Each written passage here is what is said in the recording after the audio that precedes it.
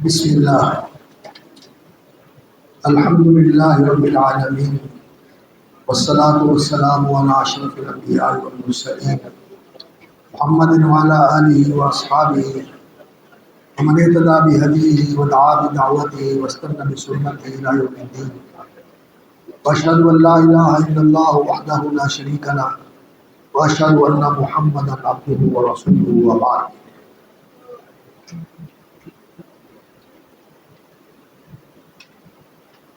تیسرا مقطع اور چیپٹر جو مقدمے کے طور پر اس کتاب کے ساتھ شامل کیا گیا ہے، اور یہ بھی علامہ امام محمد بن عبد الوہاب رحمۃ اللہ علیہ کا جمع کردہ اور تالیف کردہ مقطع ہے، جس میں انہوں نے ملت حنیفیہ، ملت ابراہیمی کی وضاحت کی ہے، اور ہم مسلمان اس بات کے مکلف اور مخاطب ہیں، اور ہمارے نبی صلی اللہ علیہ وسلم کو بھی اللہ رب العزت نے اسی چیز کا حکم دیا تھا کہ وہ ابراہیم علیہ السلام کی ملت کی پیروی کریں۔ ثم اوحینا الیک ان اتبع ملت ابراہیم حنیفا، ہم نے آپ کی طرف وحی کی کہ ابراہیم علیہ السلام کی ملت یعنی ان کے طریقے کی پیروی کریں، جو حنیف تھے، یکسو تھے، یک رخ تھے، یک جہت تھے۔ اور ہم مسلمانوں کو بھی اللہ رب العزت نے اسی کی تلقین فرمائی، قل صدق اللہ فاتبعوا ملت ابراہیم حنیفا، قل آپ کہہ دیں صدق اللہ، اللہ نے سچ فرمایا، اور اللہ ہی کا یہ فرمان ہے کہ فاتبعوا ملت ابراہیم حنیفا، کہ سب ملت ابراہیم علیہ السلام کی پیروی کرو۔ تو اس ملت حنیفیہ اور ملت ابراہیمی کو جاننا ہمارے لیے ضروری ہے، کیونکہ ہمارے نبی صلی اللہ علیہ وسلم سے بھی اللہ رب العزت نے یہ اعلان کروایا، قل اننی ہدانی ربی الی صراط مستقیم دینا قیما ملت ابراہیم حنیفا ولم یک من المشرکین، قل ان صلاتی و نسکی و محیای و مماتی للہ رب العالمین، قل ان صلاتی و نسکی و محیای و مماتی للہ رب العالمین لا شریک لہ وبذلک امرت وانا اول المسلمین، قل اننی ہدانی ربی الی صراط مستقیم دینا قیما ملت ابراہیم حنیفا وما کان من المشرکین، وما کان من المشرکین۔ تو یہ سورۃ الانعام کی آیت رسول اکرم صلی اللہ علیہ وسلم نے اس میں اعلان کر کے بتایا کہ میں ملت ابراہیمی کا پیروکار ہوں، اور نبی صلی اللہ علیہ وسلم کی دعا ہے، اور آپ صلی اللہ علیہ وسلم ہر صبح شام یہ اللہ کے ساتھ عہد بھی کرتے تھے اور اس کا اعلان اور اظہار بھی فرماتے تھے، اصبحنا علی فطرۃ الاسلام وعلی کلمۃ الاخلاص وعلی دین نبینا محمد صلی اللہ علیہ وسلم وعلی ملت ابینا ابراہیم حنیفا وما کان من المشرکین۔ تو ملت حنیفیہ اور ملت ابراہیمی کو جاننا اور سمجھنا یہ ہمارے لیے ضروری ہے۔ اللہ نے ہمیں اس کا حکم دیا ہے، رسول اکرم صلی اللہ علیہ وسلم کو اس کا حکم دیا ہے، نبی صلی اللہ علیہ وسلم نے اعلان فرمایا اللہ کے کہنے پر کہ میں ملت ابراہیمی کا پیروکار ہوں، اور نبی صلی اللہ علیہ وسلم صبح و شام کے اذکار کے اندر اس کا اظہار بھی فرماتے تھے اور اس کا تکرار بھی فرماتے تھے، تو ہمیں اس کو پہچاننا ضروری ہے۔ تو اسی لیے شیخ رحمۃ اللہ علیہ نے یہ مقطع ملت ابراہیمی کی تعریف اور اس کی تعلیم کے حوالے سے قرآن کی آیت سے استدلال کر کے، قرآن کی آیات سے استدلال کر کے یہ ہمارے سامنے واضح کیا ہے۔ تو فرماتے ہیں کہ علم ارشدک اللہ بطاعتہ، جان لیجئے، سمجھ لیجئے اللہ رب العزت آپ کی رہنمائی فرمائے اپنی فرما برداری کے لیے۔ ارشدک اللہ، ارشدہ کا معنی ہوتا ہے، رشد کا معنی ہوتا ہے اچھا اور صحیح راہ اختیار کرنا۔ تو ارشدک اللہ، اللہ آپ کی رہنمائی فرمائے لطاعتی، اپنی فرما برداری کے لیے۔ ان الحنیفیت ملت ابراہیم، حنیفیت، حنیف کا معنی ہوتا ہے ایک کی طرف متوجہ ہونے والا، اور جب ایک کی طرف انسان متوجہ ہوتا ہے تو دوسرے سب سے توجہ ہٹ جاتا ہے۔ تو حنیف کا معنی ہوتا ہے سب سے ہٹ کر ایک کی طرف متوجہ ہونے والا۔ تو ابراہیم علیہ السلام کا لقب کیا تھا؟ ابراہیم حنیف، ایک اللہ کی طرف متوجہ ہونے والے۔ جب انہوں نے اپنی قوم کے ساتھ مکالمہ کیا اور ان کو جو ان کے معبودان باطلہ تھے ان کی حقیقت اور ان کی بے حیثیتی واضح کی اور ان کا مسخر اور مخلوق ہونا بتایا، تو اس کے بعد انہوں نے اعلان کیا، سورہ انعام کے اندر یہ ساری تفصیل موجود ہے، انی وجہت وجہی للذی فطر السماوات والارض حنیفا، میں نے اپنا رخ پھیر لیا اللہ کی طرف، وجہت وجہی للذی، اس اللہ کے لیے، اس ذات اور ہستی کے لیے، فطر السماوات والارض، جس نے آسمان و زمین کو بنایا، فطر السماوات والارض حنیفا، سب سے ہٹ کر اسی کی طرف متوجہ ہونے والا۔ تو حنیف کا معنی پھر یہ ہوا کہ ایک ہی ذات کی طرف رخ کرنے والا، اسی کو مطلوب و مقصود بنانے والا، اسی کی رضا اور خوشنودی کو سامنے رکھنے والا، اسی سے ڈرنے والا، اسی سے مانگنے والا، اسی سے اپنا بندگی کا تعلق استوار کرنے والا۔ اور ہمیں بھی یہی حکم دیا گیا ہے، وما امروا الا لیعبدوا اللہ مخلصین لہ الدین حنفاء، وما امروا، اور انہیں نہیں حکم دیا گیا مگر اسی بات کا، الا لیعبدوا اللہ، کہ یہ اللہ کی بندگی کریں، مخلصین لہ الدین، دین کو اس کے لیے خالص کر کے، حنفاء، حنیف کی جمع حنفاء، یکسو ہو کر، یکجہت ہو کر، یک رخ ہو کر، ایک اللہ کی طرف متوجہ ہو کر، مخلصین لہ الدین حنفاء ویقیموا الصلاۃ ویؤتوا الزکاۃ، اور یہ نماز قائم کریں اور زکوٰۃ ادا کریں، وذالک الدین القیمہ، اور یہ دین ہے پہلی ساری کتابوں کا، پہلے سارے نبیوں کا بھی یہی دین حنیفیت تھا۔ ابراہیم علیہ السلام امام الحنفاء ہے اور وہ سید الحنفاء ہے اور وہ حنیف تھے، ان کا لقب حنیف تھا، اور آپ سب کو ان کی پیروی کا حکم دیا گیا ہے۔ تو حنفاء، تم سب کو حنیف ہونا چاہیے۔ حنیف ابراہیم علیہ السلام کی طرف نسبت ہے الحنیفیہ۔ تو حنیفیت کیا ہے؟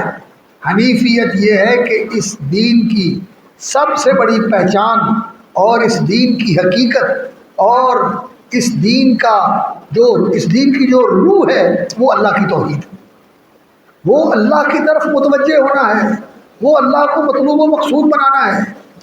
اور اگر دین کے اندر توحید ہی نہ ہو، شرک آ جائے، تو پھر وہ ملت حنیفیہ نہیں رہتی، وہ ملت ابراہیمی نہیں رہتی، وہ دین حنیف نہیں رہتا، وہ دین باطل ہو جاتا ہے۔ تو اس کو پہچاننا ضروری ہے، اس لیے یہ مقطع بھی انہوں نے بطور مقدمہ کے اس رسالے کے شروع میں ذکر کر دیا۔ ان الحنیفیۃ ملت ابراہیم، ملت کہتے ہیں راستے کو، ملت کہتے ہیں راہ کو، وہ راہ جس پہ انسان چلا ہو زندگی گزارتا ہوا، زندگی میں برتاؤ کرتا ہوا، اور سب سے بڑا برتاؤ جو ہے وہ انسان کا اپنے رب کے ساتھ، اللہ کی بندگی کرنا، اللہ کی عبادت کرنا، اس کی رضا کو ملحوظ رکھنا اور اسے حاصل کرنے کی کوشش کرنا، اس کے غضب اور ناراضگی سے بچنا، اور ہمیشہ اس خیال اور اس شعور کے ساتھ ہر وقت انسان جو ہے وہ فکر مند رہے کہ اللہ کی رضا مجھے حاصل ہو، کہیں وہ مجھ سے ناراض نہ کرتے۔ یہ ہر وقت کا انسان کا شعور ہو، یہ حنیفیت ہے، یہ ملت ابراہیمی ہے۔ تو کہتے ہیں کہ حنیفیت یہ ملت ابراہیم ہے، اور وہ کیا ہے؟ अन ताबुदल्लाह वहदहू, कि आप एक अकेले अल्लाह की इबादत करें। वाहिद, वाहिद से निकला है एक, वहदहू अकेले अल्लाह की इबादत करें। मुखलिसन लहुद्दीन, दीन फरमा बरदारी और बंदगी इसको उसके लिए खालिस करके। फरमा बरदारी भी असल में अल्लाह के लिए है, क्योंकि वही बादशाह है। अला लहुल खल्क़ु वल अमर, वही पैदा करने वाला है और अमर और हुक्म देने का भी हक उसी का है। इसलिए रब्बिन्नास मलिकिन्नास, वो लोगों का परवरदिगार भी है, लोगों का बादशाह भी है, और इलाहिन्नास, लोगों का माबूद भी है। तो जिसने पैदा किया है हुक्म भी उसी का चलेगा, और इबादत और परस्तश, पूजा और ताज़ीम और फरमा बरदारी भी उसी की होगी। वबिज़ालिका अमरल्लाहु जमीअन नास, और इसी का अल्लाह रब्बुल इज़्ज़त ने तमाम लोगों को हुक्म दिया है। और अन्नास के अंदर जिन्न और इंसान दोनों आते हैं, ये बात ज़हन में रखें। अन्नास के अंदर जिन्न और इंसान दोनों आते हैं, सब जिन्नों और इंसानों को इसका हुक्म दिया है। वह खलक़हुम लहा, और उन्हें इसीलिए पैदा किया है कि वो अल्लाह की इबादत करें। कमा क़ाल ताला, जैसा कि अल्लाह का फरमान है, वमा खलक़तुल जिन्ना वल इंसा इल्ला लियअबुदून, फरमाया मैंने जिन्नों और इंसानों को नहीं पैदा किया मगर सिर्फ इसलिए लियअबुदून, कि वो मेरी इबादत करें। वो याबुदूनी असल में है कि वो अल्लाह रब्बुल इज़्ज़त की इबादत करें। अल्लाह फरमाते हैं मैंने उन्हें इसलिए पैदा किया है कि वो मेरी इबादत करें। अगर याबुदून जमा का सीगा हो तो नून पर फतह होता है, तो यहाँ नून पर कसरा है, तो ये नून जो है याबुदूनी, ये वो नून कतनी है, या मुतकल्लिम से पहले या हज़फ कर दी है तखफीफ के लिए, और याबुदून यानी ताकि वो मेरी इबादत करें। और जो असल नून है जो फिर मुज़ारे जमा के सीगे के आखिर में आता है, वो लाम की वजह से साकित हो गया। वमाना याबुदून, और याबुदूना का माना जो है युवहिदूनी, याबुदूनी का माना है युवहिदूनी, कि वो मेरी तौहीद बयान करें, वो मेरी तौहीद बयान करें। इबादत जो है तौहीद ही इबादत है। अल्लाह रब्बुल इज़्ज़त की तौहीद मानी जाए तो अल्लाह की इबादत होती है, और अल्लाह रब्बुल इज़्ज़त की तौहीद ना मानी जाए, तौहीद का माना होता है इफ़रादुल्लाह, अल्लाह को एक जानना, एक मानना, उसके साथ किसी को शरीक और साथी हिस्सेदार ना बनाना, उसकी इबादत के अंदर, उसकी इताअत के अंदर, उसके मकाम और मर्तबे के अंदर, उसके हुकूक के अंदर, ये तौहीद है, ये तौहीद है। और ये ही इबादत है, क्योंकि नबी सल्लल्लाहु अलैहि वसल्लम ने फरमाया अल्लाह अकबर ना, हज़रत अब्दुल्लाह बिन अब्बास रज़ी अल्लाह तआला अन्हु ने फरमाया, हज़रत अब्दुल्लाह बिन अब्बास रज़ी अल्लाह तआला अन्हु ने फरमाया, और ये इमाम बग़वी रहमतुल्लाह अलैह ने जिक्र किया अपनी तफसीर में कि कुरान मजीद में जहाँ इबादत का लफ्ज़ आया है उबुदू रब्बकुम याबुदूनी उबुदूनी, तो उससे मुराद अल्लाह की तौहीद है। वहाँ क्या इबादत से मुराद है? अल्लाह की तौहीद, इसलिए कि इबादत तौहीद के साथ ही होती है। और अगर तौहीद के बगैर इबादत की जाए, कोई नमाज भी पढ़ता है, अल्लाह को सजदा भी करता है और कब्रों पे जाकर सजदा भी करता है, तो उसकी इबादत अल्लाह की इबादत नहीं होती। क्यों? इसलिए कि शिरक ऐसा अमल है, ये ऐसा जुर्म है कि इसके साथ नेक अमल सारे बर्बाद हो जाते, इबादत होती नहीं। हबित आमलू वलो अशरकू हबित अन्हुम मा कानू यामलून, अल्लाह रब्बुल इज़्ज़त ने सूरतुल अनाम ही में जहाँ मिल्लत इब्राहीमी का बयान फरमाया है, नबियों का जिक्र फरमाया, 18 नबियों के नाम लेकर बताया कि अगर बिल फर्ज ये भी शिरक कर लेते तो इनके भी सारे अमल बर्बाद हो जाते। शिरक ऐसा होता है।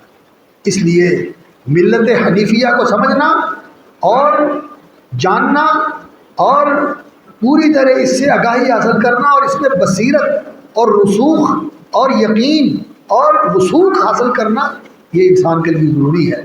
तो फरमाते हैं कि अल्लाह रब्बुल इज़्ज़त ने फरमाया याबुदूनी इल्ला लियाबुदून, वमाना याबुदूनी युवहिदूनी, وَأَعْظَمُ مَا أَمَرَ اللَّهُ بِهِ التَّوْحِيدُ، اور سب سے بڑا حکم جس کا اللہ رب العزت نے حکم دیا ہے وہ اللہ کی توحید ہے۔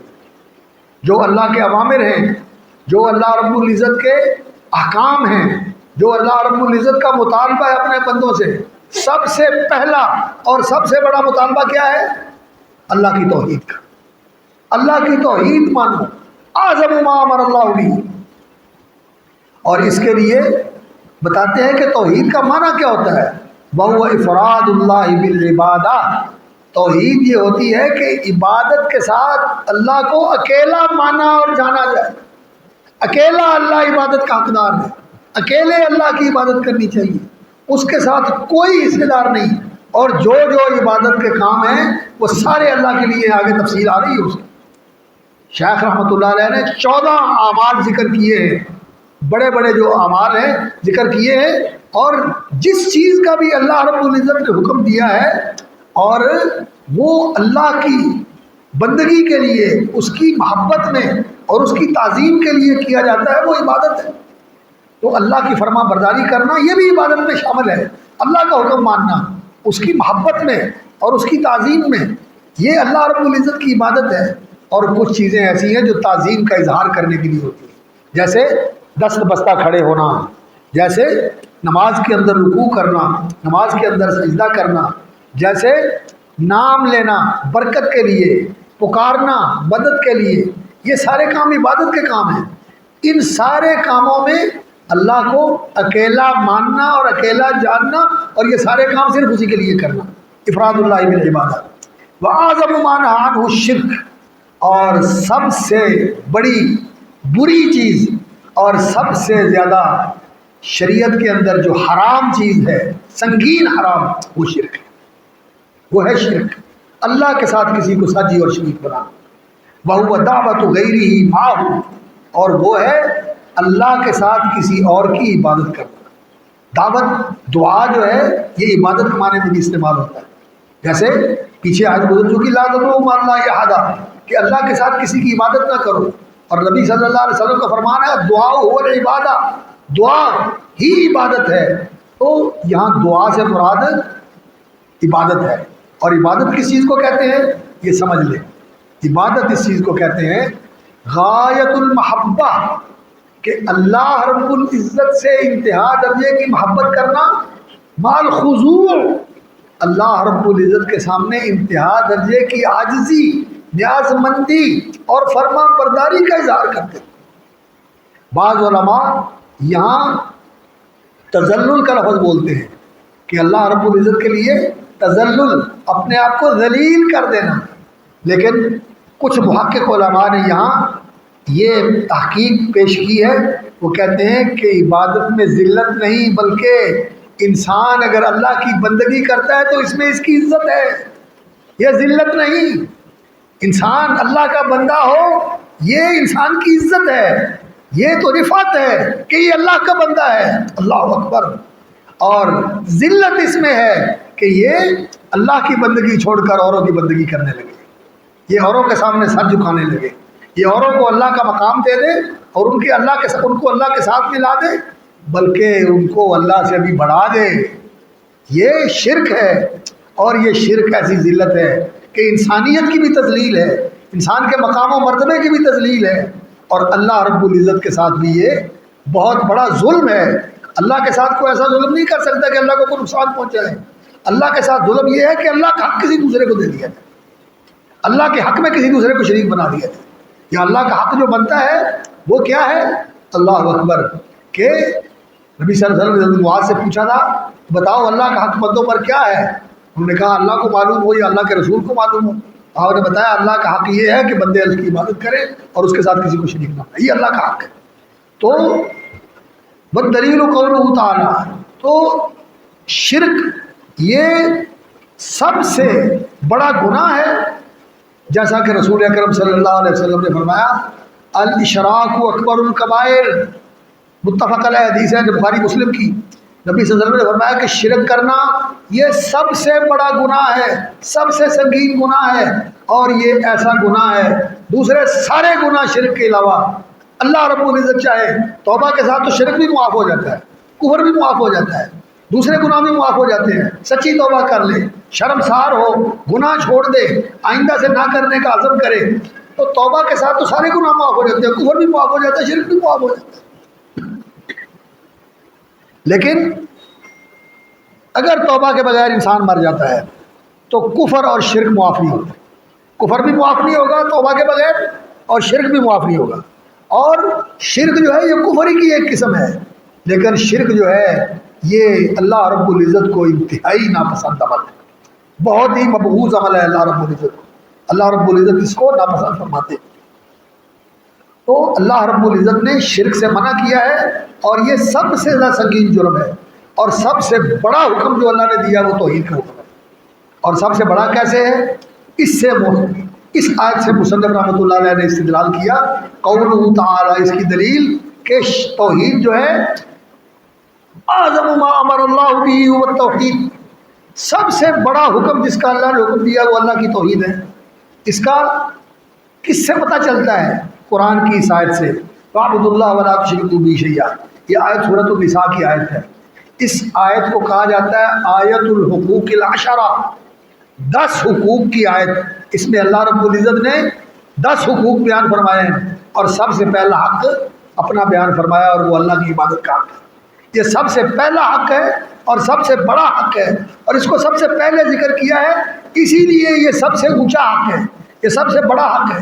وَاعْبُدُوا اللَّهَ وَلَا تُشْرِكُوا بِهِ شَيْئًا وَبِالْوَالِدَيْنِ إِحْسَانًا وَبِذِي الْقُرْبَىٰ وَالْيَتَامَىٰ وَالْمَسَاكِينِ وَالْجَارِ ذِي الْقُرْبَىٰ وَالْجَارِ الْجُنُبِ وَالصَّاحِبِ بِالْجَنبِ وَابْنِ السَّبِيلِ وَمَا مَلَكَتْ أَيْمَانُكُمْ، 10 حقوق اللہ رب العزت نے اس میں بیان فرمائے ہیں، اور یہ آیت الحقوق ہے۔ اور اس میں سب سے پہلا حق اور سب سے بڑا حق، سب سے بڑی ہستی کس کی ہے؟ اللہ اکبر، وَرَبَّكَ فَكَبِّرْ، اپنے رب کی بڑائی بیان کر، تو سب سے بڑا وہ ہے، اور سب سے بڑا حق بھی اسی کا ہے، اور وہ حق کیا ہے؟ اس کی عبادت کی جائے، اور عبادت کرنے کا معنی کیا ہے؟ کہ اس کی توحید مانی جائے، اس کی توحید مانی، اور یہ ملت حنیفیت ہے۔ اور ملت حنیفیت، اللہ اکبر، یہ سارے نبی بھی اس سے پہلے اسی ملت کے پیروکار تھے، لیکن ابراہیم علیہ السلام یہ امام الحنفاء ہے، اور وہ اس ملت حنیفیہ کے مجدد ہیں۔ ان کے ذریعے اللہ رب العزت نے جس طرح توحید کو اجاگر کیا ہے، اور جس طرح توحید کو دنیا میں پھیلایا ہے، پہلے نبیوں کا اس طرح کا ریکارڈ نہیں ہے۔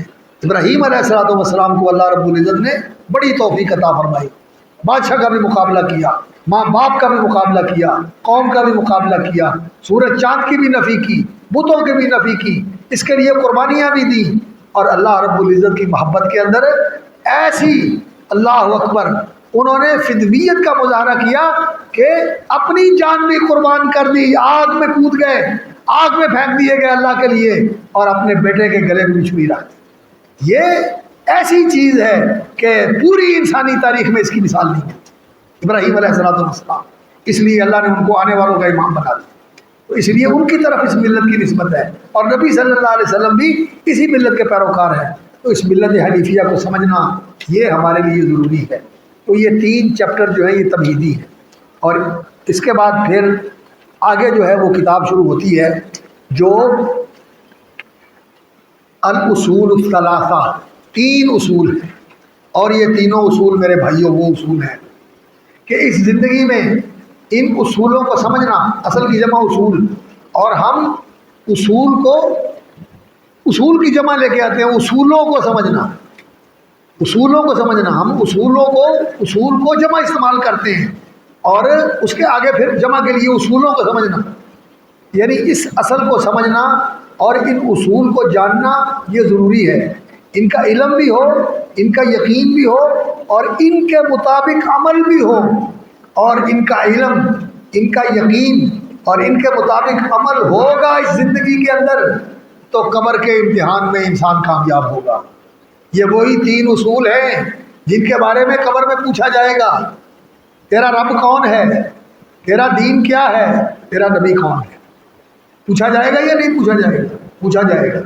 اور اگر انسان نے زندگی میں ان کو سیکھا، سمجھا، جانا، مانا اور عمل کیا ان کے مطابق، اللہ کو اپنا رب مانا، ان الذین قالوا ربنا اللہ، اور دین اسلام کو اپنا دین مانا، اسبات والا فطرت الاسلام والا کلمت اخلاص والا دین نبینا محمد صلی اللہ علیہ وسلم، میں صبح بھی اسی دین پر کرتا ہوں، شام بھی اسی دین پر کرتا ہوں، اور اسی دین پر زندہ ہوں۔ اللہم احینا علی الاسلام، اللہ اسی دین پہ مجھے زندہ رکھنا، وتوفنا علی الایمان، اور اس دین پہ چلتے ہوئے ایمان کی بہترین حالت میں مجھے موت دے۔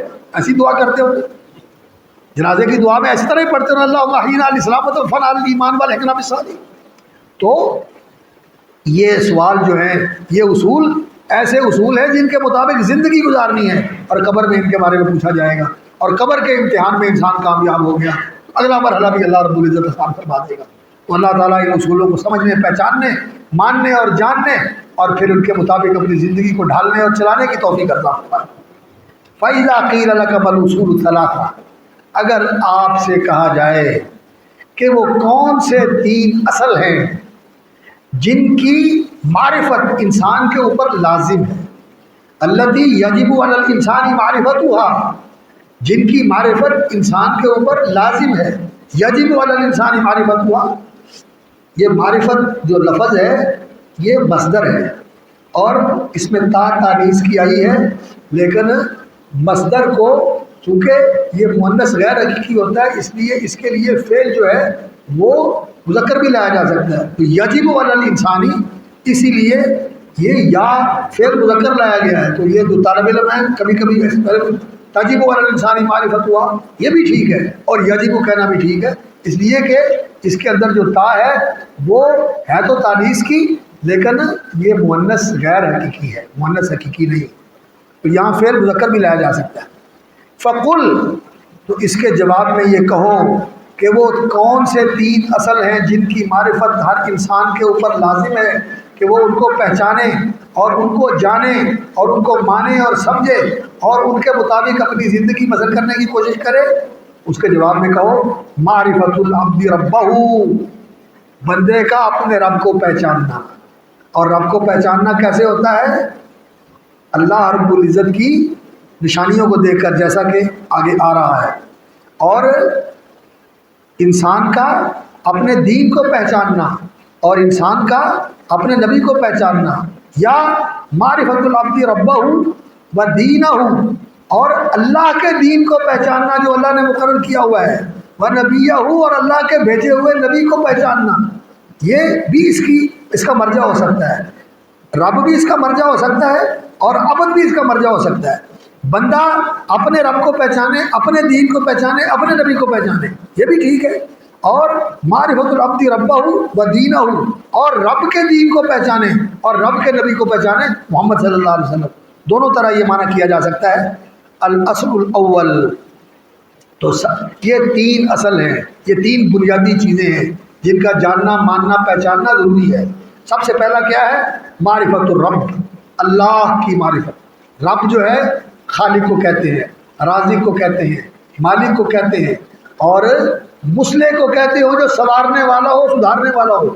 رب کے بہت سارے معنی ہیں، اور اللہ رب العزت کی ذات عالی کے لیے مالک ہونا، پروردگار ہونا، پالنہار ہونا، اور اصلاح کرنے والا ہونا، تربیت کرنے والا ہونا، یہ سارے معنی اللہ کے لیے ثابت ہے، یہ اللہ کے افعال ہیں، یہ اللہ کی صفات ہیں۔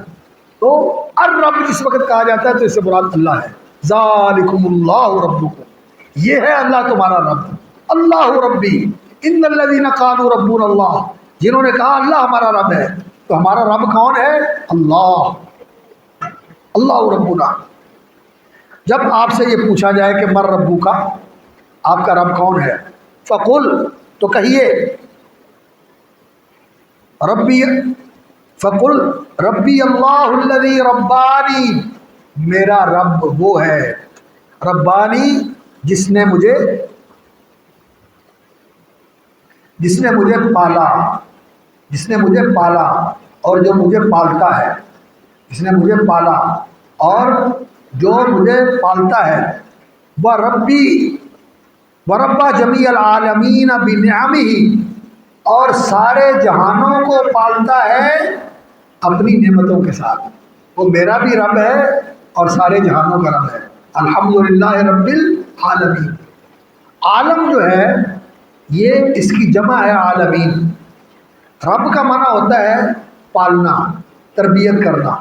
پالنے کا معنی ہے ضروریات مہیا کرنا، جو انسان کی ضرورت ہے وہ اس کو مہیا کرنا، یہ پالنا ہے۔ اور تربیت کرنا کیا ہے؟ تربیت کرنا ہے کہ اس کے اندر جو قوتیں اور صلاحیتیں ہیں، ان قوتوں اور صلاحیتوں کو بروئے کار لانے کے لیے اور ان تک پہنچانے کے لیے اس کو مرحلہ وار وہاں تک پہنچانا۔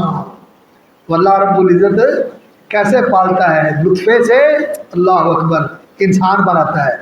اور کچھ بھی نہ سمجھنے والا بچہ پیدا ہوتا ہے اور اس سے سمجھتا، جانتا، دیکھتا، بھالتا اور باتیں کرتا، منصوبے بناتا انسان بنا دیتا، اور پھر وہ وقت آتا ہے کہ انسان کا سارا کچھ ختم ہو جاتا ہے۔ تو یہ تربیت ہے، انسان کو مرحلہ وار آگے سے آگے اس مقام تک پہنچانا جو اس کے لیے تیار کیا گیا ہے، تو یہ تربیت ہوتی ہے۔ تو میری تربیت کی اور مجھے پالا، اور وہ پالتا ہے جمیع العالمین بنعمہ، اپنی نعمتوں کے ساتھ سارے جہانوں کو۔ اللہ اکبر، جو جس چیز کی ضرورت ہے اللہ رب العزت اس کو مہیا کرتا ہے۔ وَهُوَ مَعْبُودِي لَيْسَ لِي مَعْبُودٌ سِوَاهُ، اور وہ وہی میرا معبود ہے۔ اور عبادت کیا ہوتی ہے؟ عبادت ہوتی ہے انتہا درجے کی محبت، انتہا درجے کی عاجزی اور نیاز مندی، غلامی اور فرما برداری کے مظاہر کے ساتھ، مراسم کے ساتھ اللہ رب العالمین کے لیے۔ غایت المحبہ ما غایت الخضوع، اور ابن قیم رحمۃ اللہ علیہ نے تو دنیا میں یہ کہا ہے وعبادۃ الرحمن غایت حبہ ما ذل عابدہ ہما رکنانی۔ ذل کا لفظ استعمال کیا ہے، لیکن ایک اور بڑے عالم ہم نے کہا کہ ذل کا لفظ استعمال نہیں کرنا چاہیے، ذلت کا لفظ نہیں بلکہ خضوع کا لفظ استعمال کرنا چاہیے، کیونکہ یہ لفظ نصوص میں استعمال ہوا ہے۔ خضع، کہ وہ جھک گیا، دب گیا، بچھ گیا، اور اس نے اپنے آپ کو مطیع بنا دیا، اپنے آپ کو فرما بردار بنا دیا۔ خضع کا یہ معنی ہوتا ہے۔ اور عربی زبان کے اندر معانی کی بڑی لطافت ہے، معانی کی بڑی لطافت ہے۔ ذلہ کا معنی ہوتا ہے کسی کے پاؤں میں پڑا ہوا ہونا، اور خضع کا معنی ہوتا ہے کسی کے سامنے دب جانا، کسی کے سامنے جھک جانا۔ تو یہ انسان کے مقام و مرتبے کے لحاظ سے تذلل کی بجائے خضوع کا لفظ زیادہ موجود ہے۔ تو اللہ کی عبادت کیا ہے؟ اس سے انتہا درجے کی محبت، انتہا درجے کی عاجزی اور نیاز مندی کے ساتھ، کہ انسان اس کے سامنے سر بسجود ہو جائے، انسان اپنے آپ کو نہڑا لے اس کے لیے، اپنے آپ کو اس کے لیے جھکا لے، اپنے آپ کو اس کے لیے بچھا لے۔ اللہ اکبر۔ بچھنا کیسے ہوتا ہے؟ کہ اس کی چوکھٹ پہ سر رکھ دیتا ہے۔ سب سے زیادہ عزت والی جگہ اس کا ماتھا، اس کا سر، اس کی ناک ہے، جس کو اونچا کرنے کے لیے بڑی کوشش کرتا ہے۔ یہ ناک بھی زمین پہ رگڑ دیتا ہے اور ماتھا بھی زمین پہ رکھ دیتا ہے اس کی عظمت کے لیے۔ تو یہ خضوع ہے اللہ رب العزت کے لیے۔ وَهُوَ مَعْبُودِي لَيْسَ لِي مَعْبُودٌ سِوَاهُ، اور وہی میرا معبود ہے اور اس کے سوا کوئی میرا معبود نہیں ہے اور کوئی عبادت کا حقدار بھی نہیں ہے۔ لَيْسَ لِي مَعْبُودٌ سِوَاهُ، میرا بھی کوئی معبود نہیں اور حقیقت میں بھی اس کے سوا کوئی معبود نہیں ہے۔ وہی معبود پر حق ہے، اور باقی جس کو کسی نے بنایا یا کوئی بنا ہوا سب جھوٹا اور باطل ہے۔ والدلیل قولہ تعالی الحمدللہ رب العالمین، اللہ کا یہ فرمان اس کی دلیل ہے کہ رب العالمین سارے جہانوں کا رب وہ ہے۔ تو عالم کی جمع عالمین ہے، اور عالم کس کو کہتے ہیں؟ ما یعلم بھی، وہ چیز جسے دیکھ کر دوسرے کا پتہ چلے، وہ چیز جسے دیکھ کر دوسرے کا پتہ چلے۔ تو یہ مخلوقات کو دیکھ کر انسان کو کیا ہوتا ہے؟ یہ بوتل ہے، یہ پروڈکشن ہے، یہ فلاں کمپنی کی ہے، اور یہ پلاسٹک کہیں اور سے بنا ہے، پانی کہیں اور سے فلٹر ہو کے اس میں پیک کیا گیا ہے، کوئی اور لے کے اس کو ہے۔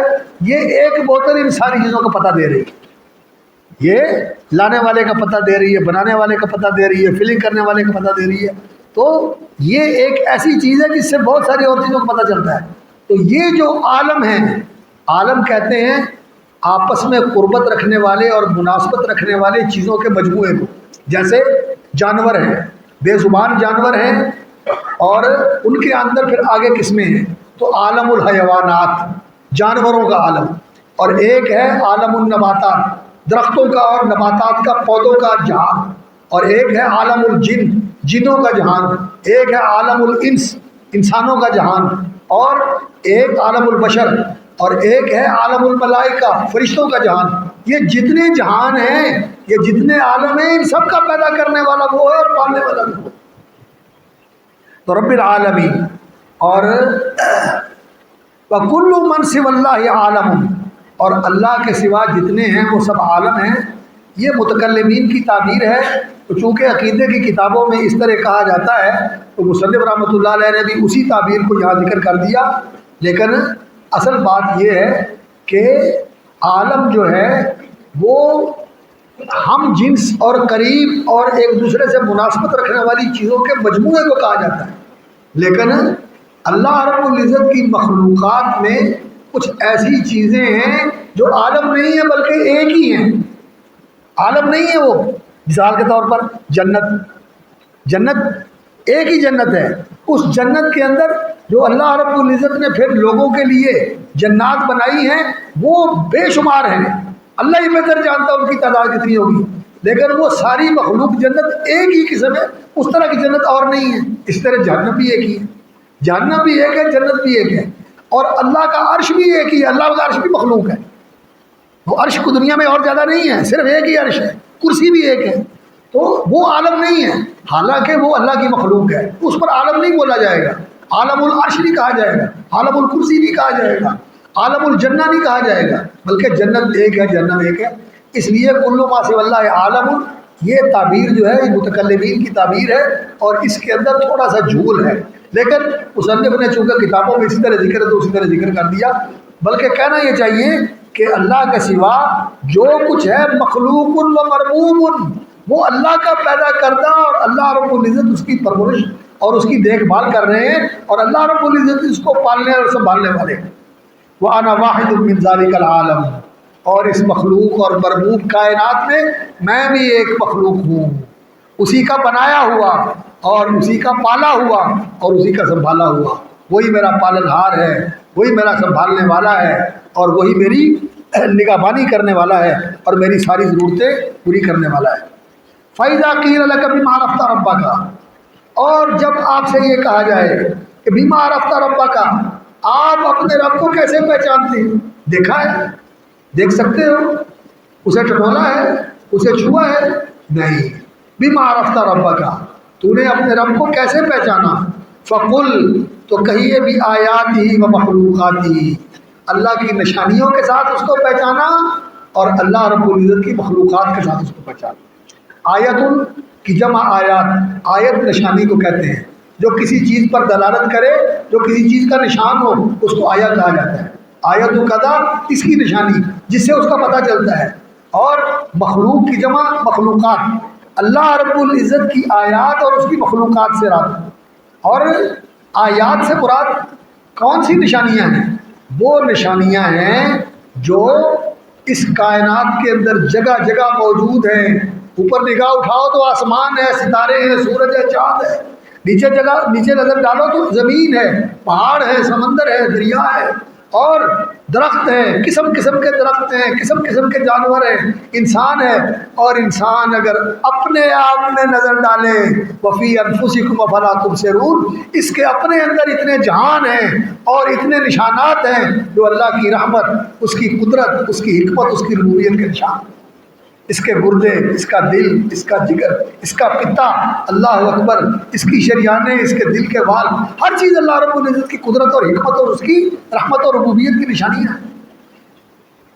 بِآیَاتِهِ وَمَخْلُوقَاتِهِ وَمِنْ آیَاتِهِ اللَّيْلُ وَالنَّهَارُ وَالشَّمْسُ وَالْقَمَرُ، اور اللہ کی بڑی بڑی نشانیوں میں سے کیا ہے؟ رات ہے اور دن ہے اور سورج ہے اور چاند ہے۔ قرآن کی یہ تعبیر ہے، یہ قرآنی آیات کے اقتباسات ہیں۔ من آیاتہ اللیل والنہار والشمس والقمر، سورہ حامیم السجدہ میں اللہ رب العزت نے فرمایا ومن مخلوقاتہ، اور اللہ رب العزت کی مخلوقات میں السماوات السبع والارضون السبع ومن فیہن، ساتوں آسمان اور ساتوں زمینیں، اللہ رب العزت نے 7 آسمان بنائے ہیں۔ یہ آسمان طے بطے ایک طبق کے اوپر دوسرا طبق ہے، اور اسی طرح زمینیں ہیں، اور زمینیں کس طرح ساتھ ہیں یہ اللہ بہتر جانتا ہے، اس کی تفصیل نہیں بتائی، لیکن رسول اکرم صلی اللہ علیہ وسلم کی حدیث سے یہ معلوم ہوتا ہے، اور قرآن مجید میں بھی اللہ رب العزت نے اس کا ذکر فرمایا اللہ الذی خلق سبع سماوات ومن الارض مثلہن، اللہ نے 7 آسمان بنائے اور زمینوں میں سے بھی انہی کی طرح آسمان کی طرح 7، اور نبی صلی اللہ علیہ وسلم کی احادیث اور دعاؤں میں الارضین السبع 7 زمینوں کا ذکر ہے۔ اس لیے ہمارا ایمان ہے کہ زمینیں بھی 7 ہیں، لیکن وہ 7 زمینیں بعض لوگ کہتے ہیں یہ 7 بر اعظم مراد ہیں، بعض کہتے ہیں زمین کے طبقات مراد ہیں۔ نہیں، ہم کہتے ہیں کہ اس تفصیل میں ہمیں جانے کی ضرورت نہیں، ہم جیسے حدیث میں آیا ہے اور قرآن میں ذکر فرمایا 7 زمینیں ہیں، وہ کون سی ہیں اللہ بہتر جانتا ہے، اللہ بہتر جانتا ہے۔ ہم جس زمین کے اوپر ہیں اس کو ہم جانتے ہیں اور اس کے بارے میں بہت تھوڑا جانتے ہیں، اس کے اندر کا بھی پتہ نہیں، اس کے باہر کا بھی پتہ نہیں ہے۔ تو ہمارا علم جو ہے وما اوتیتم من العلم الا قلیلا، تمہیں تو بہت تھوڑا علم دیا گیا ہے۔ وما بینہما، اور جو کچھ ان کے درمیان ہے، اللہ اکبر، ان کے درمیان کیا کچھ ہے، یہ جو کچھ نظر آتا ہے، یہ کہکشائیں اور یہ سورج چاند اور یہ ستارے اور بلیک ہولز اور اس طرح کی چیزیں جو آج انسان زمین سے اوپر جا کر فضا کے اندر سفر کر کے راکٹ اور اپنے جو ریسرچ کے آلات ہیں انہیں بھیج کر انسان دیکھ رہا ہے، ان کا مشاہدہ کر رہا ہے اور ان کی تصویریں زمین کے اوپر آ رہی ہیں اور انسان کو دکھائی دے رہا ہے، یہ تو بہت تھوڑا ہے اس کائنات کا حصہ جو کچھ یہاں پھیلا ہوا ہے۔ ایک کتاب انگریزی میں اس کا اردو میں ترجمہ بھی ہوا ہے، عربی میں بھی اس کا ترجمہ ہوا العالم المجہول، یونیورس انون، غیر معلوم اور غیر مشہود جہان جو اس کائنات کے اندر موجود ہے، یہ سب اللہ رب العزت نے پیدا کیا ہوا ہے۔ اور آسمانوں کے اوپر کیا کچھ ہے یہ بھی اللہ رب العزت جانتا ہے، یہ سب اللہ کی مخلوق ہے۔ اللہ اکبر۔ اور پھر اپنی اس بات کے لیے قرآن کی آیت سے دلیل پیش کرتے ہیں۔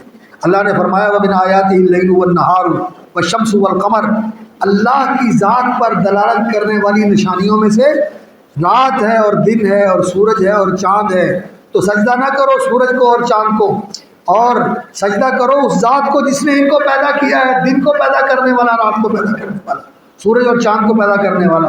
اور سورج اور چاند کے آنے جانے سے اور ان کے عمل سے اللہ رب العزت دن رات کو روشن کرتے ہیں، رات کو روشن کرنے والا چاند ہوتا ہے اور دن کو روشن کرنے والا سورج ہوتا ہے، اور ان کے آنے جانے سے دن رات پیدا ہوتے ہیں۔ ان کو تم یا تعبدون، اگر تم اسی کی عبادت کرنے والے ہو تو پھر اس کو سجدہ نہ کرو۔ اللہ کی عبادت کا حق یہ ہے کہ پھر اللہ کے سوا کسی اور کی عبادت نہ کی جائے۔ اور دوسرا سورہ الانعام کی آیت، سورۃ الاعراف کی آیت ذکر کرتے ہیں، ان ربکم اللہ الذی خلق السماوات والارض، زمین و آسمان اور جو کچھ ان کے درمیان ہے یہ اللہ کی مخلوق ہے۔ ان ربکم اللہ الذی خلق السماوات والارض فی 6 ایام ثم استوى علی العرش، اللہ رب العزت تمہارا رب وہی ہے جس نے آسمان پیدا کیے اور زمین پیدا کی، فی 6 ایام 6 دنوں میں۔ یہ 6 دن یہ ہمارے سورج چاند، یہ سورج اور دن رات سے پیدا ہونے والے دن نہیں ہیں، بلکہ یہ دن اللہ ہی بہتر جانتا ہے۔ قرآن سے معلوم ہوتا ہے وَإِنَّ يَوْمًا عِندَ رَبِّكَ كَأَلْفِ سَنَةٍ مِّمَّا تَعُدُّونَ، اللہ کے ہاں ایک دن جو ہے وہ 1000 سال کا ہے، یہ کتنے سالوں کا دن تھا یہ اللہ ہی بہتر جانتا ہے۔ یہ دن تو سورج چاند جب پیدا ہوئے اور زمین و آسمان پیدا ہوئے تو اس کے بعد اسی دن رات کا نظام آیا، اور یہ دن جو ہے فی 6 ایام یہ تو زمین و آسمان کے پیدا کرنے سے پہلے کا ہے، تو اس لیے یہ اس سے مختلف ہے۔ ان ربکم اللہ الذی خلق السماوات والارض فی 6 ایام ثم استوى علی العرش، پھر وہ بلند ہو گیا عرش کے اوپر، پھر وہ بلند ہو گیا۔ استوا کا معنی ایک ہوتا ہے کسی چیز کے اوپر ٹھہر جانا، اور ایک اس کا معنی ہوتا ہے بلند ہونا۔ تو یہاں اس کا معنی کیا کرنا ہے؟ ارتفاع، اللہ رب العزت عرش کے اوپر بلند ہو گیا، وہ عرش پہ بیٹھا ہوا نہیں ہے، ٹکا ہوا نہیں ہے، عرش مخلوق ہے، کرسی آسمانوں سے بڑی ہے اور عرش کرسی سے بڑا ہے، اور اللہ رب العزت سب سے بڑا۔ عرش جو ہے یہ بھی مخلوق ہے اور اللہ اس کا محتاج نہیں ہے، اور اللہ اس کے اوپر ایسے نہیں بیٹھا جیسے کوئی چیز آپ کسی کے اوپر ٹکا دیتے ہیں، اللہ عرش کے اوپر بلند ہے۔ ثم استوى علی العرش، پھر وہ عرش کے اوپر بلند ہو گیا۔ یغشی اللیل النہار، وہ اللہ اکبر رات اڑا دیتا ہے دن پر رات آ کے دن کو ڈھانپ لیتی ہے، رات آتی ہے دن کو ڈھانپ لیتی ہے، اور پھر دن آتا ہے وہ رات کو ختم کر دیتا ہے۔ یغشی اللیل النہار، وہ رات اڑا دیتا ہے، رات کے ساتھ ڈھانپ دیتا ہے دن کو، یطلبہ حثیثاً، اور اللہ اکبر وہ رات جو ہے وہ دن کا پیچھا کرتی ہے بڑی تیزی سے، ادھر دن جو ہے وہ چڑھتا ہے اور پیچھے رات آ جاتی ہے اور دن جو ہے وہ ختم ہو جاتا ہے۔ والشمس والقمر، اور اس نے سورج چاند پیدا کیے، والنجوم، اور ستارے پیدا کیے، مسخرات بامری، یہ سورج، یہ چاند، یہ ستارے سارے اللہ کے حکم سے کام میں لگے ہوئے ہیں، تیری چاکری اور تیری نوکری پہ لگے ہوئے ہیں۔ الا لہ الخلق والامر، سنو اسی کے لیے ہے ساری کائنات کی تخلیق کا خالق وہی ہے، اور ساری تخلیق اسی کی ہے، اور ساری کائنات میں حکم بھی اسی کا چلتا ہے، اسی کا حکم چلتا ہے، وہی پوری کائنات کا فرما رہا ہے۔ تبارک اللہ رب العالمین، بڑی برکتوں والا ہے، بڑی خیر والا ہے، اور بڑے کرم والا ہے، سارے جہانوں کا پروردگار اور پالنہار۔ والرب هو المعبود، اور رب معبود کو کہا جاتا ہے۔ اور اس کی دلیل کیا ہے کہ رب معبود ہوتا ہے؟ ہم جو کہتے ہیں اللہ ربی، اللہ میرا رب ہے یعنی میرا معبود ہے، اس کی دلیل کیا ہے؟ یہ قرآن مجید کا فہم ہے، یہ قرآن مجید کا استنباط ہے کہ قرآن مجید سے سمجھتے ہیں۔ کہتے ہیں کہ اللہ رب العزت نے فرمایا یا ایھا الناس اعبدوا ربکم، اے لوگو عبادت کرو اپنے رب کی، الذی خلقکم والذین من قبلکم، جس نے تمہیں پیدا کیا اور تم سے پہلوں کا بھی پیدا کرنے والا وہی ہے، لعلکم تتقون، تاکہ تم اللہ کے غضب اور اس کے عذاب سے بچ سکو۔ الذی جعل لکم الارض فراشا، وہ تمہارا رب جس نے تمہارے لیے زمین کو بچھونا بنا دیا، والسماء بنا، اور آسمان کو اس نے چھت بنا دیا، اور آسمان سے اس نے پانی اتارا۔ یہاں آسمان سے مراد بادل ہے، اس لیے کہ عربی زبان کے اندر جو چیز اوپر ہو اس کو سما کہتے ہیں، کل ما علاک فہو سما، جو آپ کے اوپر ہے وہ سما ہے۔ تو یہاں انزل من السماء، اس سے مراد بادل ہے، بادل سے پانی برستا ہے، فاخرج بہ من الثمرات رزقا لکم، تو اس پانی کے ذریعے اللہ رب العزت نے پھلوں سے تمہارے لیے رزق نکالا، پھلوں سے تمہارے لیے روزی نکالی۔ فلا تجعلوا للہ اندادا، تو ند کی جمع انداد ہے، ند کہتے ہیں کسی کو کسی کے برابر کر دیا جائے، کسی کے بدے مقابل لے آیا جائے، اس کی ٹکر کا ہو، اس کے مقابل کا ہو، اس کے جوڑ کا ہو۔ تو اللہ کے جوڑ کا اور اس کے مقابل کا اور اس کی ٹکر کا اور کوئی نہیں، وہ الاحد اکلوتا ہے، اکیلا ہے، یکتا ہے، یگانہ ہے، اور الاحد الواحد، ایک اور اکیلا۔ واحد کا معنی ہوتا ہے ایک، اور احد کا معنی ہوتا ہے ایک جس جیسا کوئی نہیں، ایک ایسا کہ اس جیسا کوئی نہیں، احد کا یہ معنی ہوتا ہے۔ تو اللہ رب العزت جو ہے لا تجعلوا للہ اندادا، اللہ رب العزت کے برابر، اس کے ہمسر، اس کے شریک اور اس کے مقابل نہ ٹھہراؤ، نہ بناؤ۔ وانتم تعلمون، اور تم اس حقیقت کو جانتے ہو کہ پالنے والا وہ ہے، رزق دینے والا وہ۔ اور یہ مکے کے مشرک مانتے تھے، ان سے پوچھا جاتا تھا کہ تمہیں پیدا کس نے کیا، تو وہ کہتے تھے اللہ نے۔ تمہیں رزق کون دیتا ہے، تو وہ کہتے تھے اللہ دیتا ہے۔ لیکن آج کلمہ پڑھنے والوں میں ایسے ہیں جو کہتے ہیں کہ ہمیں رزق فلاں درگاہ سے ملتا ہے، اور ہمیں روزی اس نگری سے ملتی ہے، اور ہمارا سب کچھ کرنے والا وہ ہے۔ اور انا للہ و انا الیہ راجعون، جہالت جو ہے وہ کہاں تک پہنچ گئی۔ قال ابن کثیر رحمہ اللہ، امام ابن کثیر رحمۃ اللہ علیہ فرماتے ہیں کہ الخالق لہذه الاشیاء، ان چیزوں کا پیدا کرنے والا پروردگار اور پالنہار وہی ہے، المستحق للعبادہ، تمہاری عبادت کا حقدار۔ یہ قرآن مجید کا سب سے پہلا حکم ہے۔ الحمدللہ رب العالمین، یہ صورت اللہ کے تعارف کی ہے اور اللہ کے ساتھ عہد معاہدے کی صورت ہے، اور سورۃ البقرہ یہ ایمان کی تعلیم کی صورت ہے، اور اس میں جو سب سے پہلا حکم دیا گیا ہے وہ یہی ہے جو اس آیت میں آیا ہے کہ اعبدوا ربکم، اپنے رب کی عبادت کرو۔ وانواع العبادتی، اور عبادت کی قسمیں جن کا اللہ رب العزت نے حکم دیا ہے، وانواع العبادت التی امر اللہ بہا، عبادت کی وہ اقسام، نوع کی جمع انواع ہوتی ہے، نوع کہتے ہیں قسم کو۔ جیسا کہ انسان یہ ایک جنس ہے اور اس کے اندر دو انواع ہیں، وہ انواع کیا ہے؟ ایک مرد اور عورت۔ تو انواع یعنی عبادت کی جو جنس ہے اس کے اندر جو انواع ہیں، مختلف اقسام ہیں جن کا اللہ رب العزت نے حکم دیا ہے، مثل الاسلام والایمان والاحسان۔ اسلام، اللہ نے حکم دیا ہے اسلام کا، فلو اسلم، اور اللہ رب العزت نے حکم دیا ہے کہ آمنوا بربکم، اپنے رب پر ایمان لاؤ، واحسنوا، اللہ نے احسان کا حکم دیا ہے۔ تو جس چیز کا اللہ نے حکم دیا ہے وہ عبادت کی قسم ہے، ومنہ، اور عبادت کی اقسام میں سے ہی اور اسی میں سے ہی، ومنہ الدعاء والخوف والرجاء والتوکل والرغبۃ والرہبۃ والخشوع والخشیۃ والانابۃ والاستعانۃ والاستعاذۃ والاستغاثۃ والذبح والنذر وغیر ذلک من انواع العبادہ۔ اللہ اکبر۔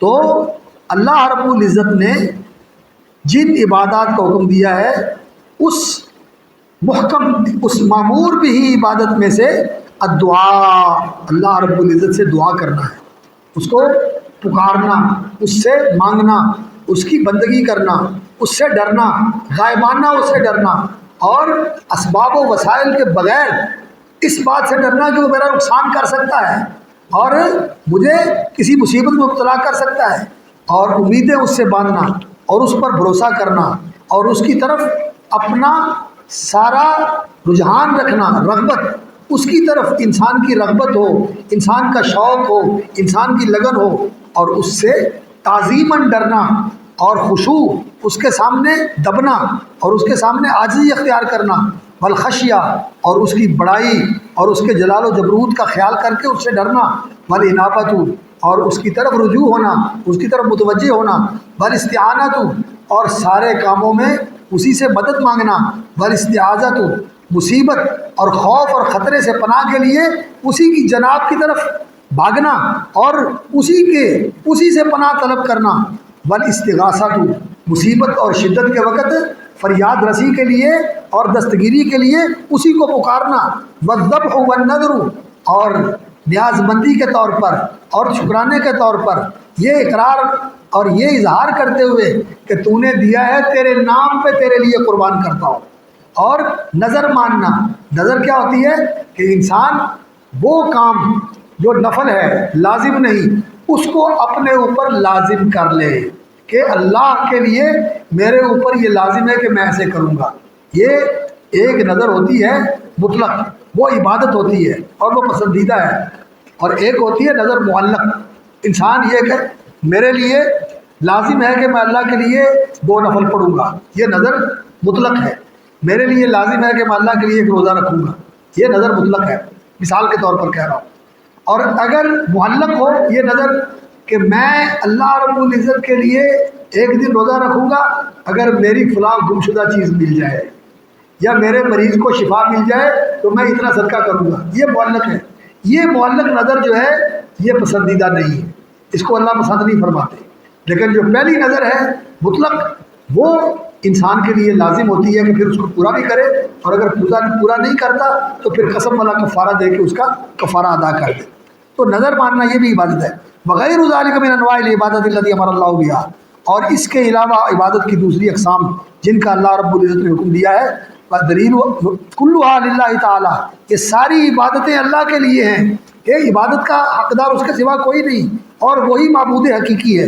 والدلیل قولہ تعالی وان المساجد للہ فلا تدعوا مع اللہ احدا، اور وہی آیت جو پیچھے گزر چکی ہے کہ سجدہ گاہیں بھی اللہ کے لیے ہیں اور سجدے کے ارکان، سجدے کے اعضاء بھی اللہ کے لیے ہیں، اور جن چیزوں کی وجہ سے انسان اللہ کی تعظیم کرتا ہے اور اللہ کی عبادت کرتا ہے تو وہ سارے اللہ رب العزت کے دیے ہوئے ہیں، تو پھر اللہ کے لیے ہی ان کو انسان کو اس کی تعظیم اور اس کی عبادت اور اس کی بندگی کے لیے استعمال کرنا چاہیے۔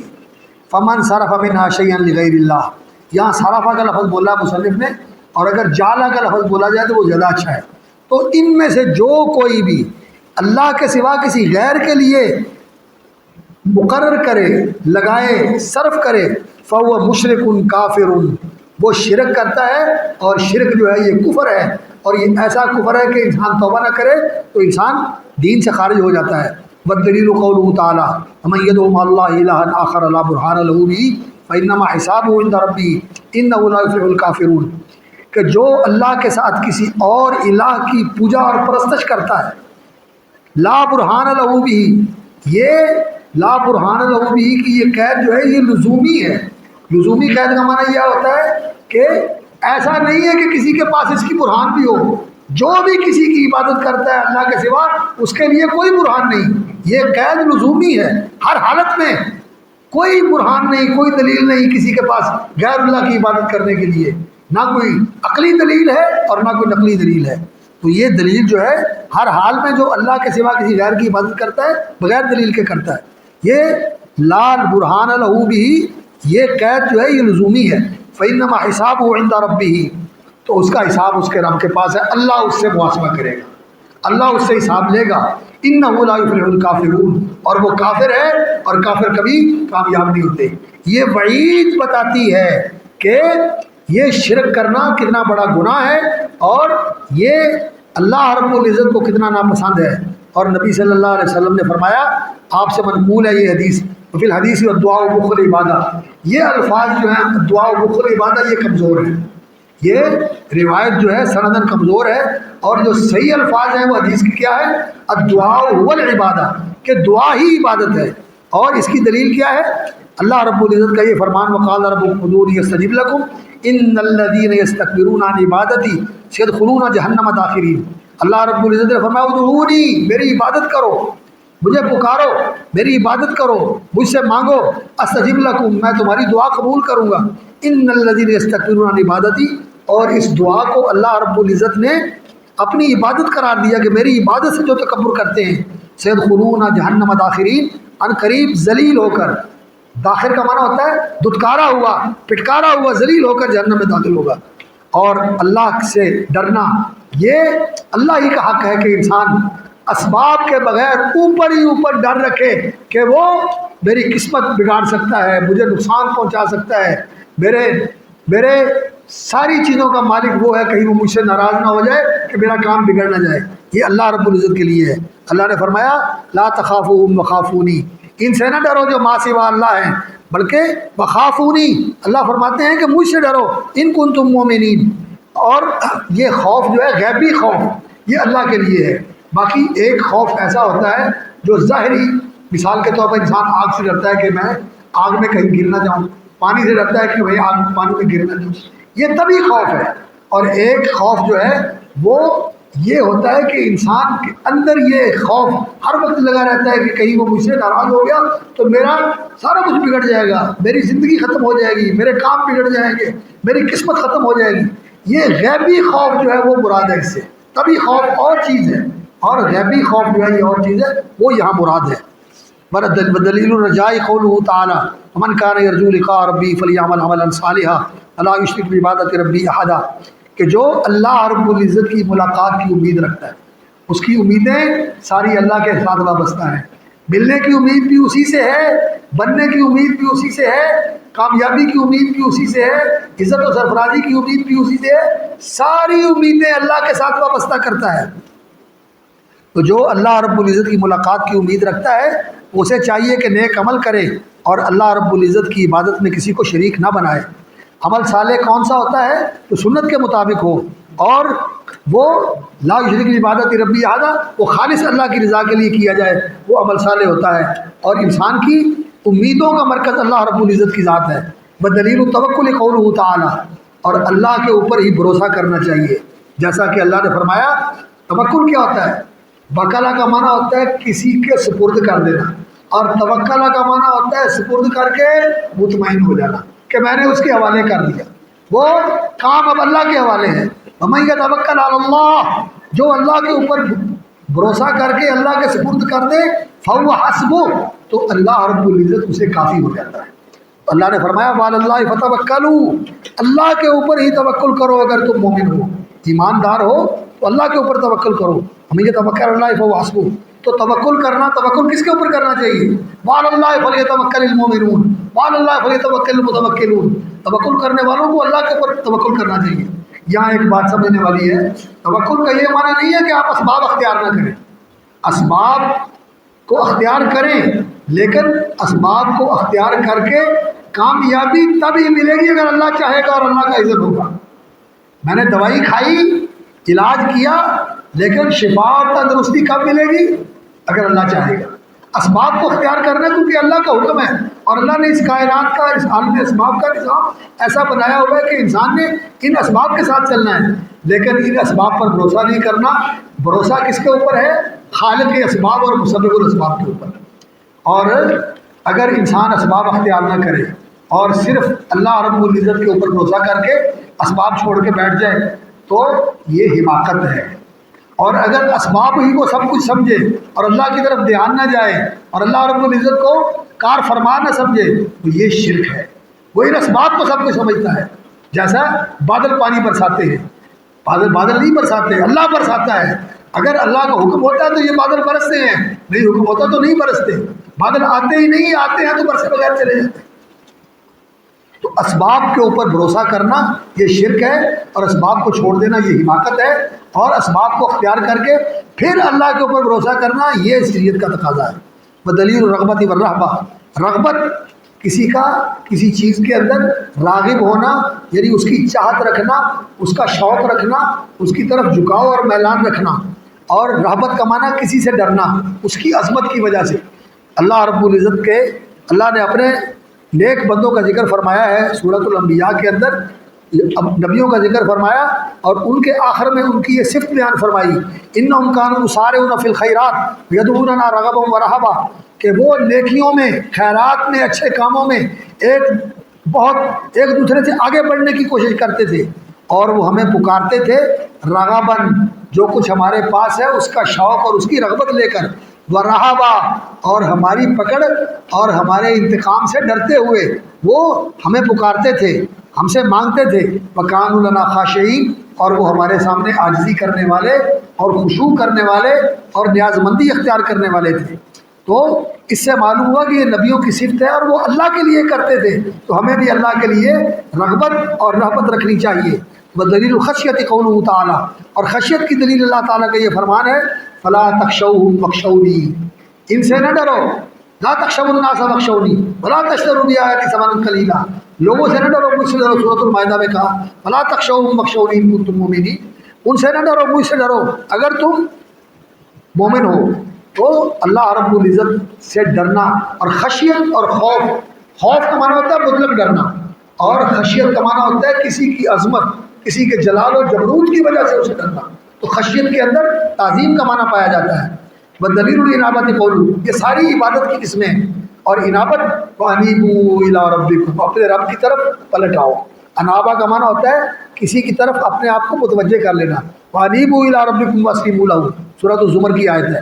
بدلیل الاستعانۃ قولہ تعالیٰ، استعانت، عون کا معنی ہوتا ہے اعان یعین، و اعانت مدد کرنا، استعانہ کا معنی ہوتا ہے مدد طلب کرنا، اپنے کام کو پورا کرنے کے لیے اللہ رب العزت سے مدد کرنا۔ ہم اللہ رب العزت کے ساتھ عہد کرتے ہیں، ایاک نعبد، خاص تیری ہی ہم بندگی کریں گے اور عبادت کریں گے، محبت و تعظیم کے ساتھ اور خضوع اور عاجزی کے ساتھ تیرے سامنے جھکیں گے، وَإِيَّاكَ نَسْتَعِينُ، اور خاص تجھ سے ہی مدد چاہتے ہیں، مدد مانگتے ہیں۔ نبی صلی اللہ علیہ وسلم کا فرمان ہے، بھائی دستان تھا، حضرت عبداللہ بن عباس کے کندھے پہ ہاتھ رکھ کے کہا، بیٹا یہ باتیں میں تمہیں سنا رہا ہوں، انہیں یاد رکھنا۔ ان میں سے ایک بات تھی، اذا استعنت فاستعن باللہ، جب مدد طلب کرنی ہو تو اللہ سے کرو۔ یہاں ایک بات سمجھنے والی ہے، ایک ہے اسباب کی دنیا، جو انسان موجود ہے اور اس کی مقدرت میں ہے، اس کے بس میں ہے، اس کی طاقت میں ہے کہ وہ ایک کام کر سکتا ہے۔ مثال کے طور پر میں کسی کو کہتا ہوں کہ یہ وہاں پڑا ہوا ہے، میں کہتا ہوں کہ یہ مجھے لا کے دے دو، تو میں نے اس سے مدد طلب کی، اس کو وہاں سے منگوا لیا۔ یہ موجود آدمی سے اسباب کی دنیا میں جو اس کی طاقت میں ہے اور موجود ہے، اس کے بارے میں مدد طلب کرنا یہ جائز ہے اور حلال ہے، اس میں کوئی حرج نہیں۔ اللہ نے قرآن میں حکم دیا، تعاونوا علی البر والتقوی، ایک دوسرے کے معاونت اور مددگار بنو نیکی اور تقوی کے کاموں میں۔ ایک ہے غیبی طور پر، بغیر موجود بھی نہیں ہے، میں اس کو کہوں کہ مجھے فلاں چیز دے دو، فلاں بزرگ کو کہوں کہ مجھے فلاں چیز دے دو، وہ موجود نہیں ہے اور اس کے بس میں بھی نہیں ہے، تو یہ جو غیبی مدد ہے یہ اللہ کے سوا اور کسی سے طلب نہیں کرنی، یہ اللہ کے سوا کسی سے طلب نہیں کرنی۔ اور یہاں استعانت سے مراد یہی غیبی مدد ہے، یہ اللہ رب العزت سے طلب کرنی ہے، اور اللہ ہی ہے کہ وَمَن نَصْرُ إِلَّا مِنْ عِنْدِ اللَّهِ، اور اللہ کے سوا کوئی مدد کرنے والا نہیں ہے۔ يَنْصُرْكُمُ اللَّهُ فَلَا غَالِبَ لَكُمْ، اگر تمہاری مدد اللہ کرے تو پھر تم پر کوئی غالب نہیں آ سکتا۔ بدلیل الاستعاذہ، استعاذہ کا معنی ہوتا ہے اعاذ یعوذ اوذ، کسی کی پناہ میں آ جانا، کسی کو اپنے لیے جائے پناہ سمجھنا، کہ میں اس کے پناہ میں، اس کی اوٹ میں آ گیا، اس کی جناب میں آ گیا، اس کے تحفظ میں آ گیا، تو اب مجھے کوئی ڈر خطرہ نہیں، دشمنوں سے، شیطان سے، شر سے، حاسدوں کے شر سے۔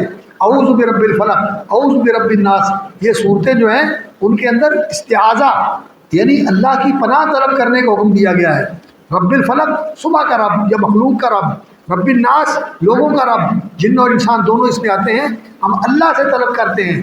تو اللہ کے سوا میں فلاں کی پناہ میں ہوں، ملتان میں ہوں تو فلاں بزرگ کی پناہ میں ہوں، شمس تبریز کی پناہ میں ہوں، یا بہاؤالدین زکریا کی پناہ میں نہیں، ہمیشہ انسان کو اللہ کی پناہ طلب کرنی چاہیے۔ اور یہ بھی غیبی پناہ ہے۔ اور باقی دنیا کے اندر رسول اکرم صلی اللہ علیہ وسلم نے بھی اور اس طرح حضرت ابوبکر صدیق نے بھی پناہ لی تھی، اور یہ کہا تھا کہ یہ جو ہے نا میری حفاظت کرنے والا ہے اور مجھے پناہ دینے والا ہے۔ اسباب کی دنیا میں ظاہری امور کے اندر کسی کی پناہ لی جا سکتی ہے کہ انسان اس کی پناہ میں آ جائے کہ میں تیرے پاس آ گیا ہوں اور تو نے میری حفاظت کرنی ہے اور تو نے میرا دفاع کرنا ہے۔ اس طرح کا معاملہ اگر دنیاوی اسباب کے اندر کسی حاضر موجود سے کیا جائے تو یہ جائز ہے، جیسا فوج کی پناہ میں ہوتا ہے انسان، پولیس کی پناہ میں ہوتا ہے انسان، کہ یہ اس کی حفاظت کرتے ہیں اسباب کی دنیا میں۔ لیکن غیبی طور پر غیر موجود سے اور غیر مقدور سے، موجود بھی نہیں اور اس قدرت میں بھی نہیں ہے، اس کو کہنا کہ میں اس کی پناہ میں آتا ہوں، یہ شرک بن جاتا ہے۔ بدلیل الاستغاثہ، مصیبت میں پھنسا ہوا ہے، تنگی اور تکلیف میں ہے، کسی آفت میں گرا ہوا ہے، تو اس وقت پکارتا ہے، فریاد کرتا ہے کہ مجھے پہنچو اور مجھے سنبھالو اور مجھے بچاؤ، میں بھنور میں ہوں، میری کشتی ڈگمگا رہی ہے، میں اس وقت مصیبت میں ہوں، آگ میں گرا ہوا ہوں، مجھے بچا لو، مجھے نکال لو۔ یہ اللہ رب العزت کا حق ہے، اور اللہ کے سوا کسی سے اس طرح استغاثہ کرنا یہ شرک ہے۔ استغیثون ربکم، جنگ بدر کے موقع پر تم اللہ سے فریادیں کر رہے تھے کہ یا اللہ تو ہماری مدد فرما۔ بدلیل الذبح قولہ تعالیٰ، اور ذبح کرنا یہ بھی اللہ کا حق ہے کہ اللہ کے لیے ذبح کیا جائے اس کی خوشنودی حاصل کرنے کے لیے، جیسا کہ اس آیت کے اندر نبی صلی اللہ علیہ وسلم نے اعلان فرمایا، جو سورۃ الانعام کی آیات ہے، اننی ہدانی ربی الی صراط مستقیم، میرے رب نے میری رہنمائی فرمائی سیدھے راستے کی۔ وہ سیدھا راستہ کیا ہے؟ دین القیمہ، سیدھا اور سچا دین، ابراہیم علیہ الصلوۃ والسلام کا طریقہ، حنیفہ، جو ایک اللہ کی طرف رخ کرنے والے تھے اور وہ مشرک نہیں تھے۔ قل، آپ کہہ دیں، ان صلاتی و نسکی، میری نماز، میری قربانی، نسک قربانی کو کہتے ہیں، نسیکہ قربانی کو کہا جاتا ہے، جانور ذبح کیا جاتا ہے اس کو نسیکہ کہا جاتا ہے۔ نسکی میری قربانی، محیایا، اور میری زندگی، مماتی، اور میرا مرنا، للہ رب العالمین لا شریک لہ، اور اس کا کوئی شریک نہیں، تو ذبح کرنا بھی اللہ کے لیے ہے۔ اور حدیث کے اندر آتا ہے، رسول اکرم صلی اللہ علیہ وسلم کا فرمان ہے، لعن اللہ من ذبح لغیر اللہ، جو اللہ کے سوا کسی اور کی خوشنودی کے لیے پیر کے نام کا، کسی قبر کے نام کا، کسی مزار کے نام کا بکرا چڑھاتا ہے، وہ اللہ کی لعنت کا مستحق ہوتا ہے۔ تو ذبح کرنا بھی اللہ کا حق ہے، یہ عبادت کی اقسام ہے جو اللہ کا حق ہے۔ بدلیل النظر قولہ تعالی، اور نظر جو اللہ کے لیے بندہ مانتا ہے کہ میں اس کے لیے یہ کروں گا، منت ماننا، نیاز ماننا، مدر ماننا، نظر ماننا، یہ نیاز حسین ہے، یہ فلاں پیر کی منت میں نے یہ سکھی ہوئی ہے، میں نے یہ منت مانی ہوئی ہے، میں نے وہاں جا کے چڑھاوا چڑھانا ہے، یہ منت ماننا، یہ سکھنا، یہ نظر ماننا، یہ نیاز ماننا، یہ ساری چیزیں اللہ کے لیے ہیں، کیونکہ سب کچھ تو اسی کا دیا ہوا ہے۔ اس کا دیا ہوا کسی اور کے نام پہ جا کے چڑھائے تو یہ غیر اللہ کے نام پہ چڑھانے والی بات ہے، یہ غیر اللہ کی نظریں اور نیازیں، یہ غیر اللہ کی منتیں اور سکھیں، یہ تو لوگ کر دیں گے، سب اللہ کے ساتھ شرک ہے۔ یہ ساری باتیں اللہ کے لیے ہیں۔ تو آج کا تو وقت جو ہے وہ سارا اسی ایک اصل کے اندر ہی مکمل ہو گیا، اور صحیح بات یہ ہے کہ جو کچھ ان چیزوں، ان نصوص کے اندر اور ان آیات کے اندر بیان کیا گیا ہے وہ اس سے بہت زیادہ ہے جس کی طرف میں نے اشارہ کیا۔ اور میں تو ایک طالب علم آدمی ہوں، علماء نے جیسے میں نے بتایا کہ ان اصول کی کتابوں کے اوپر پوری کتابیں لکھی ہوئی ہیں، 160 صفحے کی کتاب ہے اس کی شرح کے اوپر، 170-80 صفحے کی کتاب ہے۔ یہ تو مختصر سا متن ہے جو ہمارے سامنے ہے، اس کے صفحات تو میرا خیال ہے 25-26 ہوں گے، 36 صفحات ہیں اس کے، چھوٹے چھوٹے ٹکڑے کر کے چھایا کیا ہوا ہے۔ تو یہ بڑی مفصل کتاب ہے اور اس کو بار بار سمجھ کے پڑھنے کی ضرورت ہے، اور اس کا اردو ترجمہ بھی موجود ہے۔ مکتبہ الفرقان ادھر آپ کے جنوبی پنجاب کے علاقے کا مکتبہ ہے، لاہور سے تو میرا خیال یہاں سے بھی مل جائے گی، الفرقان اصول ثلاثہ اور ان کی شرح شیخ ابن عثیمین رحمۃ اللہ علیہ نے اس کی شرح لکھی ہے. اس کتاب کا بھی اور اس کی شرح کا بھی اردو میں ترجمہ موجود ہے. باقی عربی میں تو اس کی بہت ساری شروح ہیں، مفصل بھی ہیں اور مختصر بھی ہیں. جو اہل علم ہیں وہ تو عربی شروح سے استفادہ کریں، اور جو اردو خواہ ہیں وہ اردو جو کتاب ہے ابن عثیمین رحمۃ اللہ علیہ کی شرح اس سے استفادہ کر سکتے ہیں. اللہ رب العزت سے دعا ہے کہ اللہ تعالیٰ ہمیں علم و یقین کی دولت سے نوازے اور عمل صالح کی توفیق عطا فرمائے، اور یہ اصول ہماری زندگی کے اندر اس طرح راسخ اور اس طرح متمکن ہو جائیں کہ ہم ان کے مطابق زندگی گزاریں، اور قبر میں بھی اللہ رب العزت ہمیں ثابت قدم رکھے، اور حشر میں بھی ان اصولوں کی روشنی میں اللہ رب العزت ہماری ساری منزلیں آسان فرما دے. وآخر دعوانا الحمدللہ رب العالمین.